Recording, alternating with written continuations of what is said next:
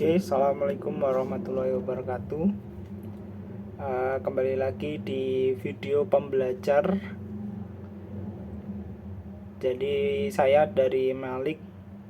Malik dari divisi Land Acquisition, ingin melanjutkan terkait pembahasan buku The Power of Habit karya Charles Duhigg ya. Jadi pada video sebelumnya saya sudah membahas terkait 2 poin inti dari buku The Power of Habit karya Charles Duhigg tersebut. Nah, untuk selanjutnya terkait poin-poin di buku Charles Duhigg itu, yang ketiga ya akan saya bahas adalah eksperimen kebiasaan di kehidupan pribadi. Jadi buku ini memaparkan sejumlah studi kasus dan eksperimen tentang perubahan kebiasaan di kehidupan pribadi. Jadi Duhigg ini memberikan contoh perubahan kebiasaan dalam hal makanan sehat, berolahraga, kebiasaan pribadi lainnya. Dengan ini membantu para pembaca itu memahami bagaimana prinsip-prinsip yang dijelaskan dalam buku ini dan dapat diterapkan dalam konteks nyata.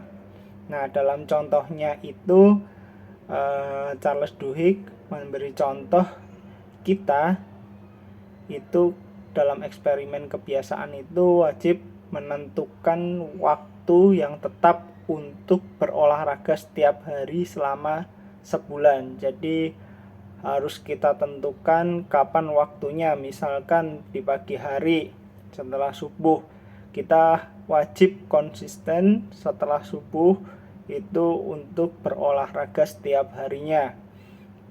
Dan kemudian ditentukan juga waktunya misalkan dalam satu hari itu setengah jam gitu ya. Jadi yang penting bukan lamanya tapi rutinitasnya. Kemudian kita akan melihat perubahan dalam energi dan kesehatan kita secara keseluruhan kalau kita rutin melakukan aktivitas olahraga itu ya. Jadi apa yang sudah kita tentukan ya harus kita jalani. Yang keempat, poin keempat adalah di buku ini adalah kebiasaan dalam konteks bisnis.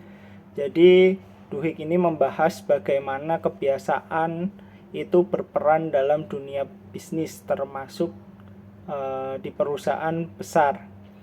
Ia menyelidiki bagaimana perusahaan itu mengoptimalkan kebiasaan konsumen dan karyawan mereka.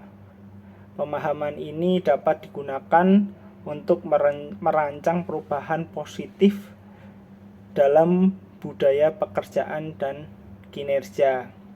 Contohnya, dia mencontohkan adalah dalam berbisnis menerapkan kebiasaan rapat pagi singkat. Jadi dilakukan di pagi hari dan singkat untuk merinci tujuan harian di antara tim sehingga dapat meningkatkan komunikasi dan kinerja. Jadi rapatnya dilakukan di pagi hari untuk merinci pada hari itu para karyawannya itu ingin mengerjakan apa saja. Tidak harus lama, mungkin setengah jam atau 1 jam. Yang penting tujuannya itu dapat tercapai dan komunikasi antar karyawan ini berjalan dengan baik. Kemudian poin yang kelima adalah neurologi dan psikologi kebiasaan ya. Penulis ini menguraikan dasar neurologis dan psikologis dari kebiasaan.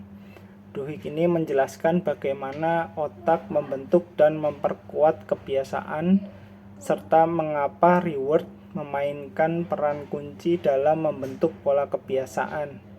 Pemahaman ini memberikan landasan untuk pendekatan yang lebih efektif terhadap perubahan kebiasaan. Contohnya dalam Hal ini saat seseorang itu terbiasa mengenakan pakaian olahraga setiap kali pulang kerja, secara tidak sadar atau tidak sadar otaknya perlahan mengaitkan pakaian tersebut dengan rutinitas olahraga. Artinya ketika pulang kerja kita menggunakan pakaian olahraga, otomatis kita harus olahraga. Nah, mungkin seperti itu untuk video pembelajar kali ini terkait 5 poin dari buku The Power of Habit karya Charles Duhigg. Terima kasih. Wassalamualaikum warahmatullahi wabarakatuh.